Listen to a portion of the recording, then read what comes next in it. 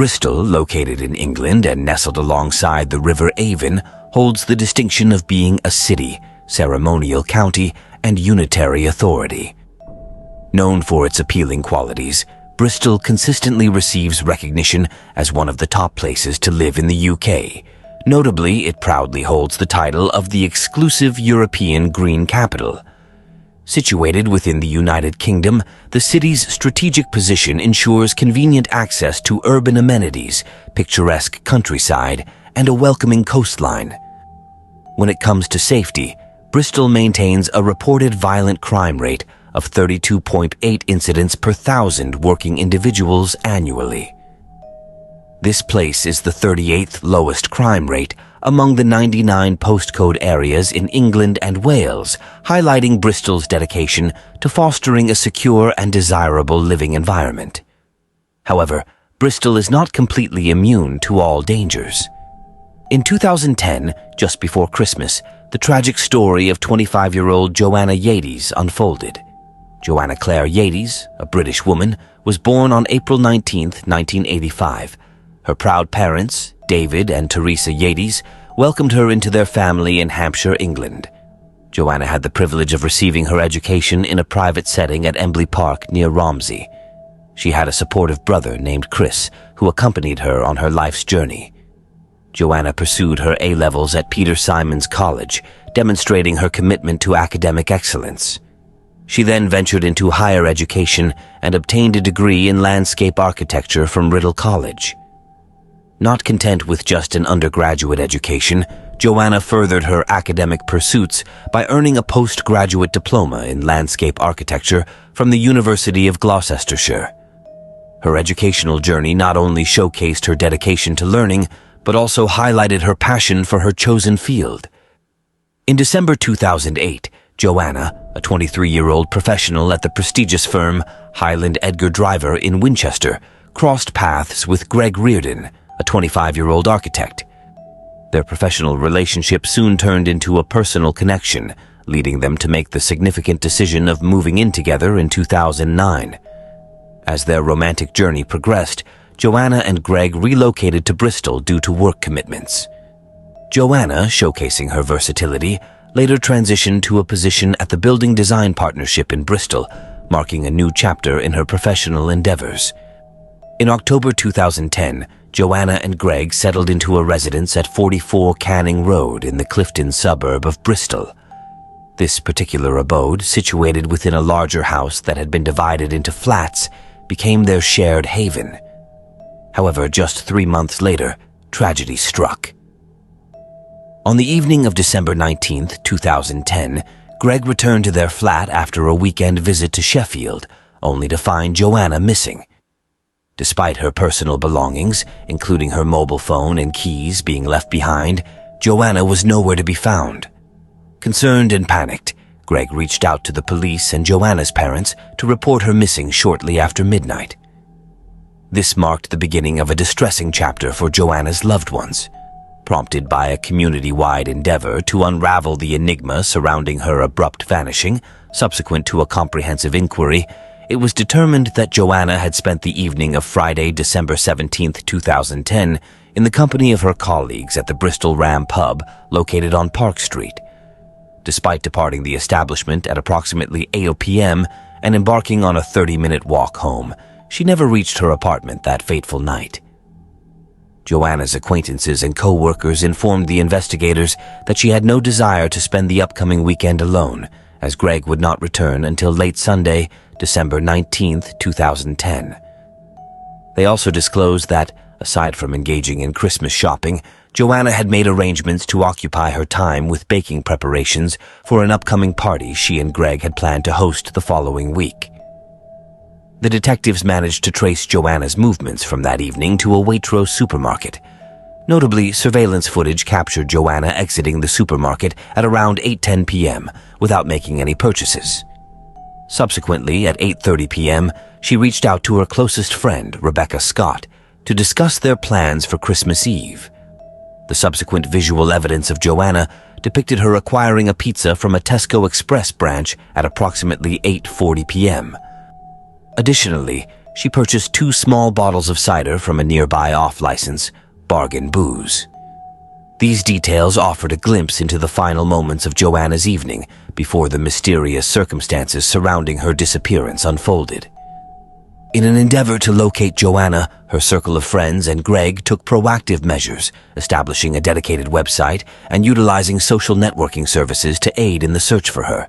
On December 21, 2010, Joanna's parents and Greg jointly made a public appeal for her safe return during a police press conference. In a subsequent press conference broadcasted live on December 23, 2010, by both Sky News and BBC News, David and Teresa Yates, Joanna's parents, spoke about her mysterious disappearance and voiced their suspicions that Joanna might have been abducted. Despite David's uncertainty about the exact circumstances surrounding her disappearance, he shared his belief that she may have been taken after returning to her flat. David Yates firmly believed that Joanna would not have willingly left her belongings behind and suggested that she must have been forcibly taken elsewhere. Detectives launched an investigation into the perplexing situation. Upon searching the apartment, detectives did not find any traces of the pizza Joanna had bought, but both bottles of cider she purchased were found in the flat, with one of them partially consumed. With no signs of forced entry or struggle, investigators started considering the possibility that Joanna may have been acquainted with her abductor. The distressing events unfolded further when on December 25, 2010, a fully clothed body was found in the snow along Longwood Lane near a golf course at the entrance of a quarry in Fayland. The location was approximately 3 miles away from Joanna's home. Police officially identified the body as that of 25-year-old Joanna Claire Yates. Visiting the discovery site on December 27, 2010, both Greg and Joanna's family came to terms with the grim reality. David Yates, Joanna's father, acknowledged the family's mental preparation for the worst and expressed some relief that Joanna's body had been located. However, funeral arrangements were momentarily postponed as investigators needed to conduct further examinations on the body. The unfolding story of Joanna's disappearance and tragic discovery marked a deeply sorrowful chapter for those who were close to her. In light of the increased vulnerability felt within the community, local authorities have issued orders advising residents to secure their homes and cautioning women against walking alone after dark. Known as Operation Braid, this extensive investigative effort to apprehend Joanna's killer involves a formidable team of 80 detectives and civilian staff, led by Detective Chief Inspector Phil Jones. As the head of Avon and Somerset Constabulary's Major Crime Investigation Unit, Detective Chief Inspector Jones is a seasoned officer with a wealth of experience. This operation is considered one of the most significant police endeavors in the constabulary's history. Detective Chief Inspector Jones has appealed to the public for any information that may assist in capturing the perpetrator. Witnesses who were in the vicinity of Longwood Lane in Fayland prior to the discovery of Joanna's body are of particular interest to the detectives. Inspector Jones emphasizes the importance of community engagement and expresses gratitude for the overwhelming number of tips received from citizens. Every lead and location provided is being diligently pursued by the officers. To draw more attention to Joanna's case, Crime Stoppers has offered a £10,000 reward for information leading to the arrest and conviction of the murderer. The Sun newspaper has also contributed to the cause by offering a £50,000 reward. Despite his doubts that the perpetrator will voluntarily come forward, Joanna's father, David, remains hopeful and trusts in the dedication of the police force to eventually apprehend the responsible individual. Detectives from the Avon and Somerset Constabulary are comparing Joanna's case with other similar ones to determine if there are any connections. Their attention was focused on cases like the strangulation of 20-year-old Glenys Carruthers in 1974, the disappearance and subsequent discovery of 25-year-old Melanie Hall's body 13 years later in 1996, and the mysterious vanishing of 35-year-old Claudia Lawrence in 2009. Melanie Hall's case garnered the most interest due to the striking similarities it shared with Joanna's case. Their age, physical appearance, and the fact that both disappeared shortly after returning home from socializing with friends. While initial suspicions pointed towards potential connections, authorities later dismissed this theory. Surveillance footage was gathered from Clifton Suspension Bridge, a crucial part of the shortest route from the crime scene to the Clifton suburb where Joanna was last seen alive. Unfortunately, the video quality was poor, making it difficult to identify individuals or read license plate numbers. Investigators believed that the perpetrator may have chosen a different bridge south of the River Avon, less than a mile away, to avoid being captured on CCTV cameras. Although the post-mortem examination commenced on December 26, 2010, the release of results was delayed due to the frozen condition of the body. Initially, police considered the possibility that Joanna Yates had died from exposure to cold weather, as there were no visible signs of injury on her body. However, on December 28, 2010, investigators officially classified the case as a murder investigation. The pathologist conducting the autopsy concluded that Joanna had died from strangulation and indicated that she had passed away several days before being found. It was confirmed that Joanna did not consume the pizza she had purchased. Detective Chief Inspector Jones stated that there was no evidence uncovered to suggest that Joanna had been sexually assaulted. As part of the routine investigation, the police examined Greg Reardon's laptop computer and mobile phone. Greg was subsequently cleared as a suspect and was considered a witness. Detectives were able to gather crucial information from various witnesses.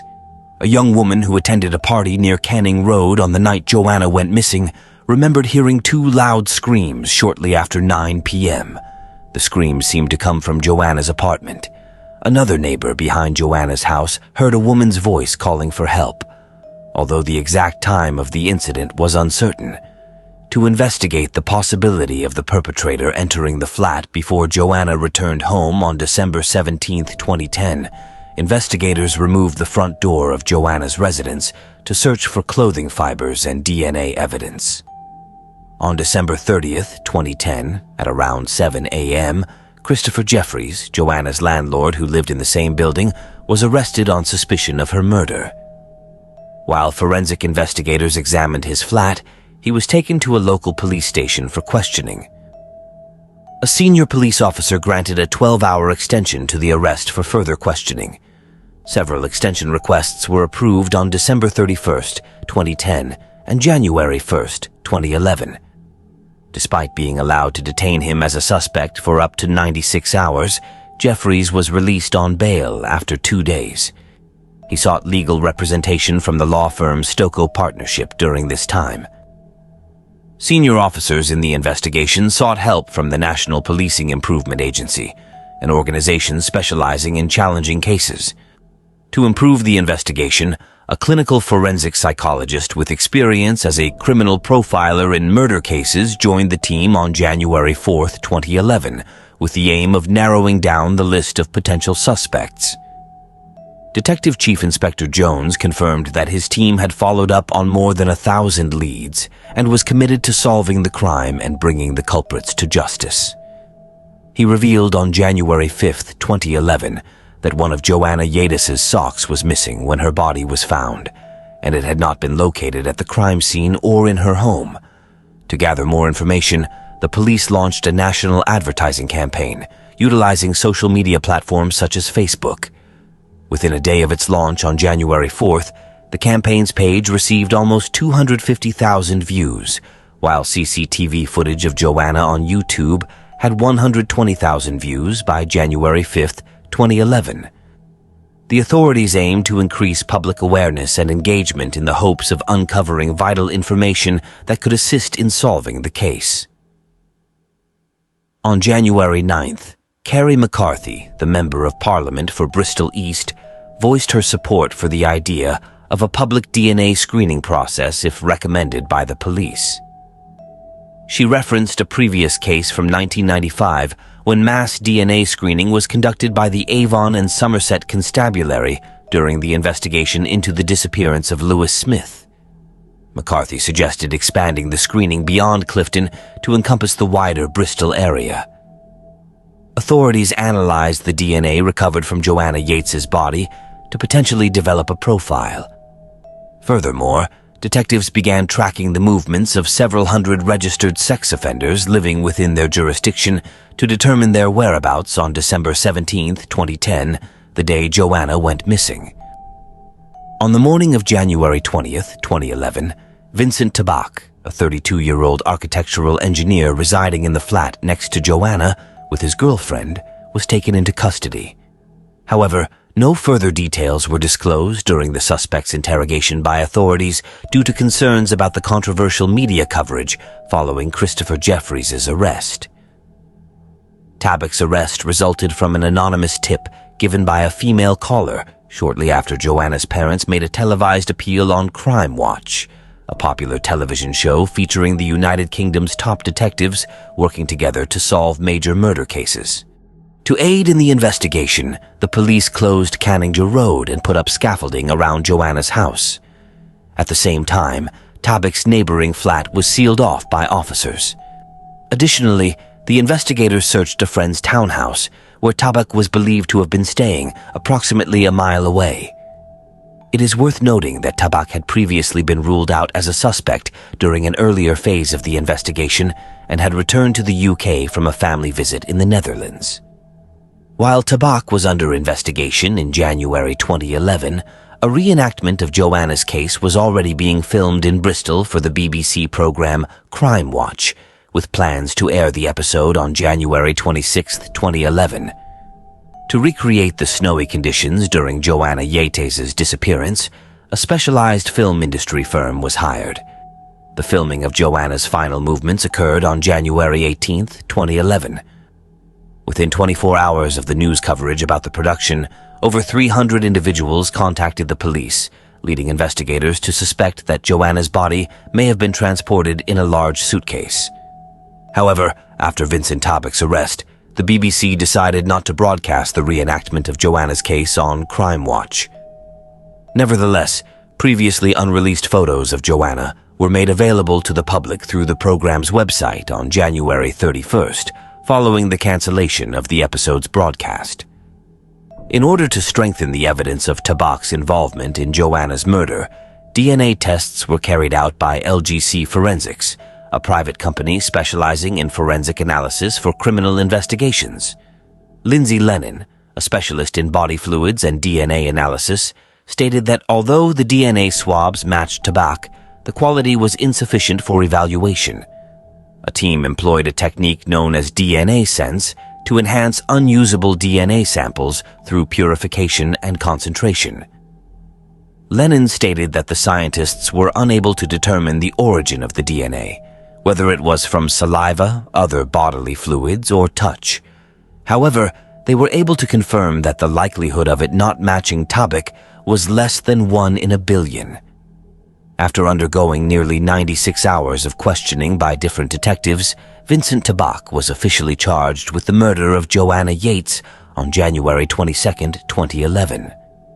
He made a brief appearance in Bristol's Magistrates' Court on January 24, 2011, and was subsequently detained in custody. Represented by Paul Cook, Tabak decided not to seek bail during a hearing the following day due to concerns for his safety. To prevent any self-harm, Tabak was transferred from Bristol Prison to Long Lartin Prison near Evesham, where he was placed under close observation. In the Netherlands, Tabak's family and friends initiated fundraising efforts to support his legal defense. Initially, Tabak maintained his innocence in Joanna Yates' death, alleging that corrupt officials had fabricated DNA evidence to implicate him in the crime. However, on February 8, 2011, he confided in Peter Brotherton, a prison chaplain, admitting to the murder and expressing his intention to plead guilty. Vincent Tabak, born on February 10, 1978, was a Dutch engineer who had been living and working in the United Kingdom since 2007. He was the youngest of 5 siblings and grew up in Uden, Netherlands, which is located 21 miles north of Eindhoven. According to John Messures, Tabak's childhood neighbor, he was an intelligent but introverted individual. Tabak began his studies at Eindhoven University of Technology in 1996, completing his MSc in architecture, building, and planning in 2003, before pursuing a PhD in the same field. After graduating from university in 2007, he moved to the United Kingdom to work at the headquarters of Bureau Happold, an engineering consultancy firm in Bath. Tabak took up residence in a flat within the town and assumed the role of a people flow analyst, primarily focusing on examining how individuals navigate through public spaces such as schools, airports, and sports stadiums. During his time in Bath, he formed a romantic relationship with a woman he initially encountered on the Guardian's online dating platform, Soulmates. The woman's identity remained undisclosed to the public, but she became Tabak's first serious girlfriend. In June 2009, the couple relocated to a flat on Canning Road in Bristol. Despite Joanna and her boyfriend, Greg, moving into the adjacent flat on Canning's Road in October 2010, Tabak and Joanna did not cross paths until December 17, 2010. Following the murder of Joanna Yates, Tabak attempted to divert suspicion onto Jeffries by falsely implicating him in the crime. While spending the new year with relatives in the Netherlands, Tabak watched a news report about the case and decided to reach out to the Avon and Somerset police to ensure his own innocence. In order to protect himself, he framed Jeffries and claimed that Jeff had used his car on the night of December 17, 2010. In response, Officer Karen Thomas was dispatched to Amsterdam to interview Tabak. They arranged to meet at Amsterdam Schiphol Airport on December 31, 2010, where Tabak provided further details about his account. However, Thomas grew suspicious of his excessive interest in the forensic work conducted by the police, and his narrative did not align with a previous statement he had given to Officer Thomas. It was also discovered that, in the months leading up to Joanna's murder, Tabak had utilized his computer during business trips in the United Kingdom and the United States to research escort agencies. He had also made contact with several escorts via phone. Furthermore, for his own gratification, he had viewed violent videos on the internet depicting women being controlled by men. Additional search results from Tabak's internet history led the detectives to websites featuring images of women being bound, gagged, held by the neck, and choked. Additionally, while investigating the murder, the police came across photographs of a woman who bore a striking resemblance to Joanna. In one particular image, the woman was seen removing her pink top. Interestingly, when Joanna's body was discovered, she was found wearing a similar pink top. On January 31, 2011, the pathologist Nat Carey authorized the release of Joanna Yates's body to her family. A funeral was organized by her relatives at St. Mark's Church in Ampfield, Hampshire, and she was finally laid to rest in the churchyard on February 11, 2011. Approximately 300 individuals attended the service to bid farewell to their beloved Joanna, vowing to keep her in their prayers forever. On March 4, 2011, Christopher Jeffries, Joanna's landlord, was released from prison. The police cleared him of any involvement in Joanna's murder, declaring him no longer a suspect in the case. He later received an undisclosed amount in libel damages for defamatory news articles that were published after his arrest. Avon and Somerset police issued an apology for any distress caused to him during the investigation. On May 5, 2011, Vincent Tabak pleaded guilty to the manslaughter of Joanna Yates, but denied the charge of murder. All of his hearings have been conducted via video calls from prison, but on September 20, 2011, Tabak personally appeared at a pre-trial hearing at Bristol Crown Court. The Crown Prosecution Service rejected his plea for manslaughter. Vincent Tabak's murder trial began on October 4, 2011, at the Crown Court in Bristol, with Mr. Justice Field and a jury presiding over the proceedings. William Clegg, Queen's Counsel, served as Tabak's defense counsel, while Nigel Lickley, Queen's Counsel, acted as the prosecutor. Tabak once again admitted to manslaughter, but denied the charge of murder. According to the prosecution, Tabak had strangled Joanna Yates shortly after she arrived home on the night of December 17, 2010, using enough force to cause her death. The prosecution emphasized that Tabak, who was notably taller than Joanna, utilized his height and physical strength to subdue her. Allegedly, he held her down on the ground by her wrists, resulting in 43 distinct injuries that were not initially disclosed to the public. Joanna sustained injuries to her head, neck, torso, and arms during the altercation, including cuts, bruises, and a fractured nose. Prosecutors contended that the confrontation was prolonged and her death would have been slow and agonizing. However, they did not provide a motive for Tabak's initial attack. Evidence presented in court suggested that Tabak tried to conceal the crime by disposing of Joanna's body.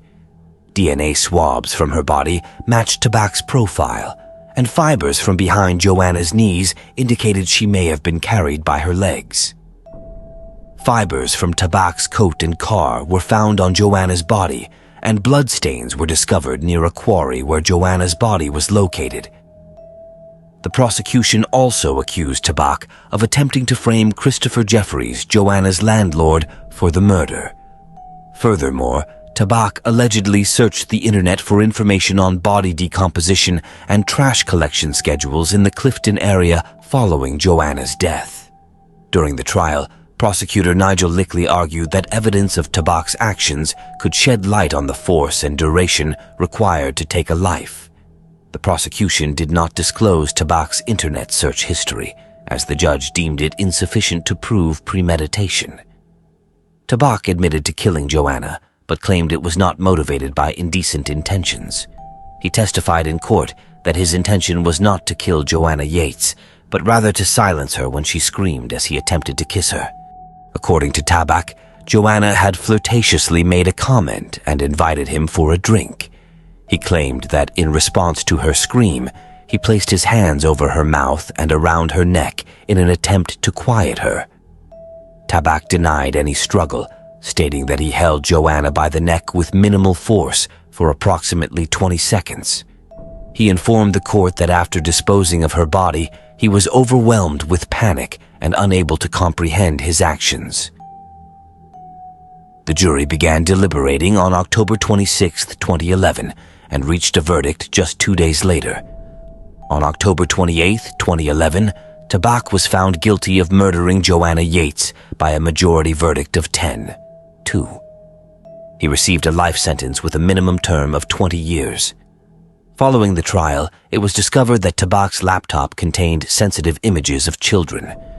In December 2013, the Crown Prosecution Service announced his prosecution for possessing these images. On March 2, 2015, Tabak pleaded guilty to possessing over 100 indecent images of children and received a 10-month prison sentence, which would run concurrently with his existing life sentence for Joanna's murder. Meanwhile, during Tabak's trial, there was another controversy that garnered significant media attention. Due to the British media's reporting on certain aspects of Joanna's case, independent television news was temporarily banned from participating in press conferences related to the matter. This ban was imposed after a television news report on January 4, 2011, criticized the detectives and suggested limited progress in the police investigation.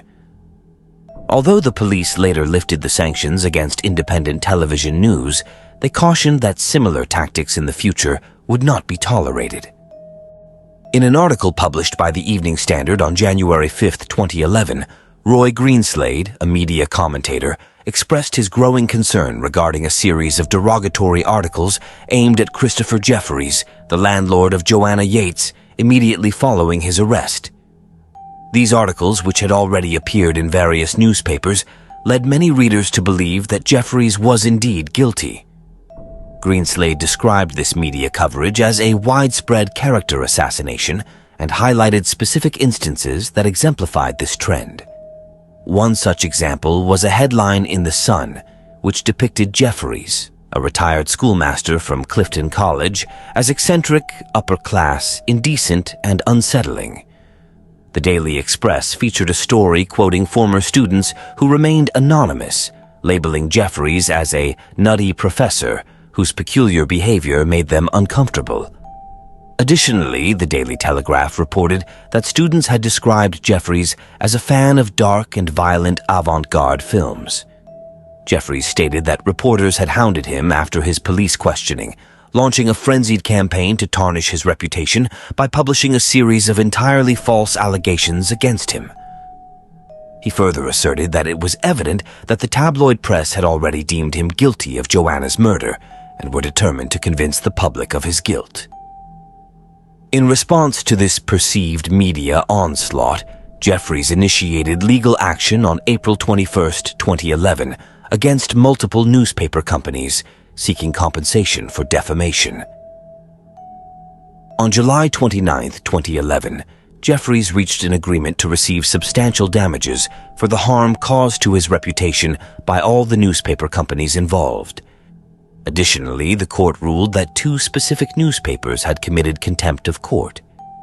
Consequently, the Daily Mirror was fined £50,000, while the Sun faced a fine of £18,000. Ultimately, this marked a victory for Jeffries.